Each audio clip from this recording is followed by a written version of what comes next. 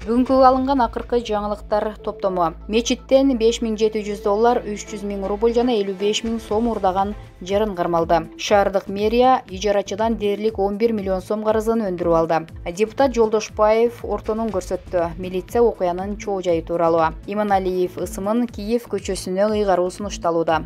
Премьер-министрдин милдетин аткаруучу Евразия экономикалык комиссиясынын төрагасы Михаил Мясникович менен жолугушту. Мына ушул жана башка жаңылыктар алдыдагы мүнөттөрдө толугу менен болмокчу. Бир туугандары үй бүлөсү көз салып, Садыр Жапаровдун ант берген аземинен 17 Бүгүн Токтогул Сатылганов атындагы Кыргыз улуттук филармонияда жаңы шайланган Садыр Жапаровдун инаугурациясы болуп, ага кыргызстандыктар жана чет элдиктерди кошкондо миңге чукул адам катышты. Төмөндө Спутник Кыргызстан бүгүнкү ант берүү аземинен алып даярдаган сүрөт түрмөктөрү сунушталат. Жапаров элдин алдында Конституцияга колун коюп ант берди. Мен Жапаров Садыр Нуркожоевич Кыргыз Республикасынын президенти кызматына киришип жатып, Кудайдын жана элимдин алдында мамлекет башчысынын ыйгарым укуктарын адилеттүү ишке ашырууга, адамдын жана жарандардын укуктарын коргоого, Кыргыз Республикасынын Конституциясын так аткарууга, элибиздин биримдигин жана мамлекетибиздин бүтүндүгүн, коопсуздугун сактоого ант беремин, деп Жапаров кызматка расмий түрдө киришти.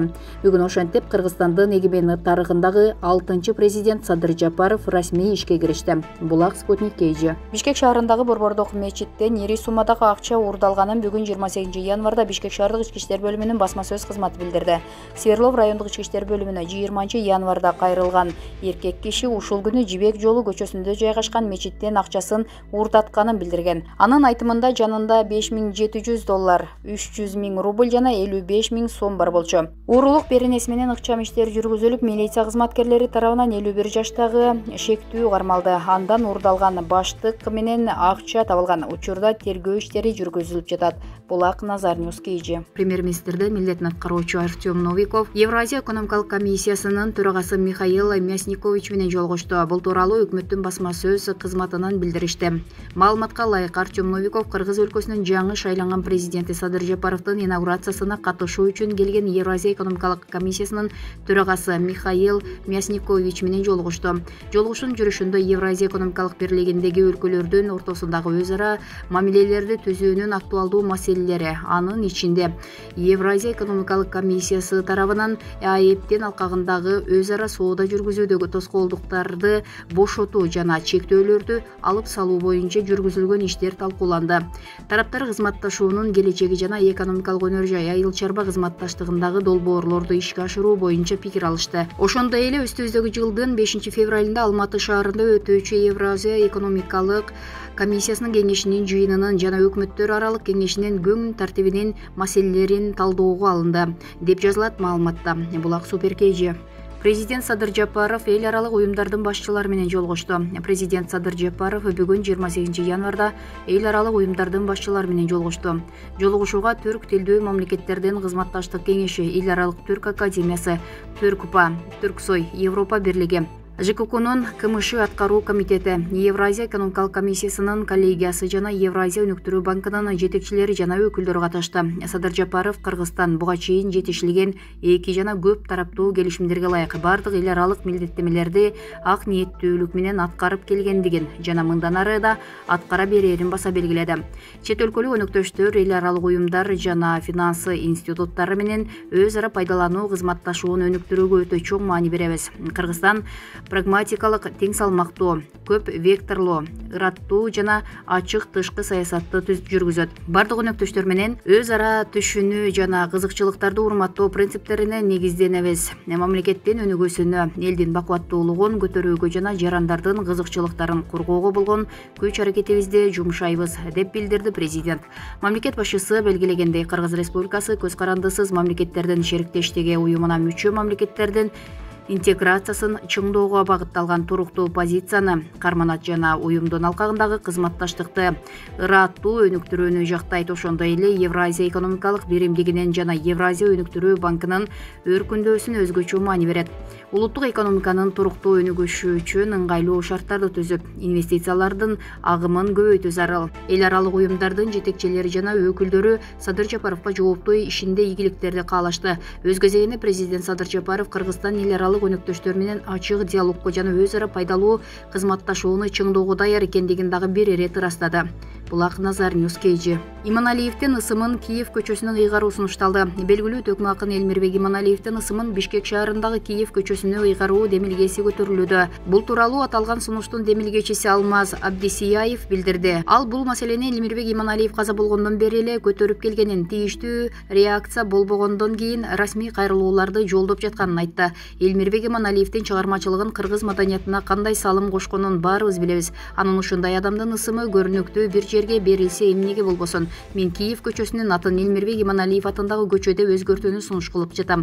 Бул көчөнүн башы Бөбүсара Бейшеналиева атындагы көчө менен башталып, Темиркул Үмөталиев, Жусуп Турусбеков, Калыгакиев, Манас көчөлөрү менен кесилишет. Ушундай залкар инсандардын ысымына катарлаш Элмирбек Иманалиев атындагы көчө болсо кандай жакшы болмок. Мен расмий түрдө бул кайрылууларды Бишкек шаардык кеңешине жана шаар мэри Балбак Төлөбаевка жана Осмон Турдумамбетовго жолдодум, дейт Абдисияев. Белгилей кетсек, залкар төкмө Элмирбек Иманалиев былтыр 2020 жылдын 20 апрелинде 42 жашында көз жумган. Булак Назар Ньюс Кейжи.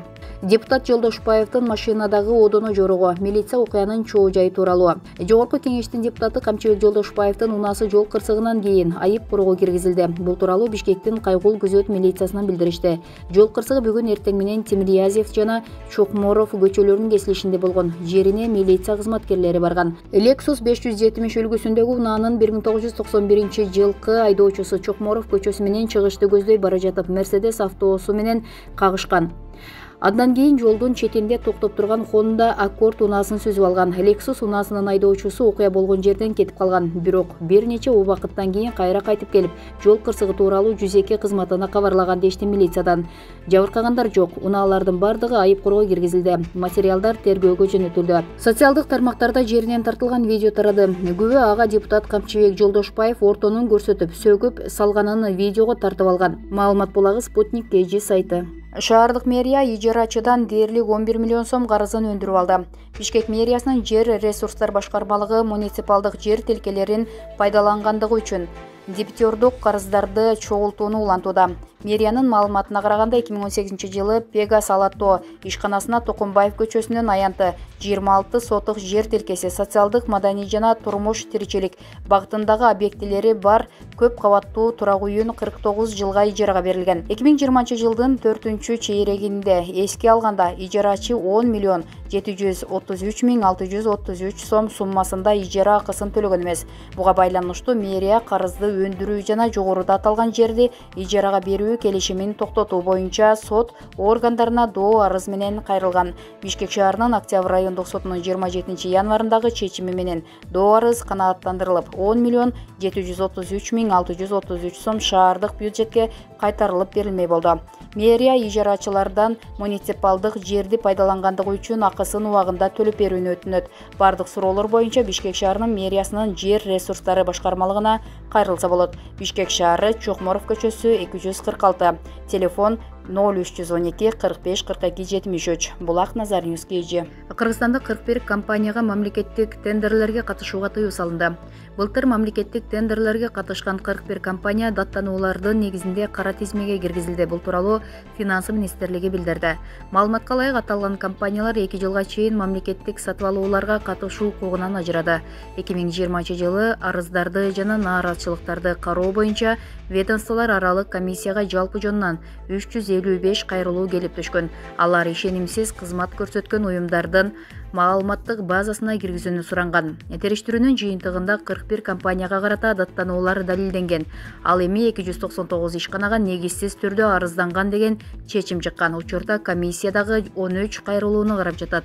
Белгилей кетсек, 2019-жылдын жыйынтыгы менен тендерге катышкан 57 компания ишенимсиз кызмат көрсөткөн уюмдардын маалыматтык базасына киргизилген. Булак Назар Ньюс Кейжи.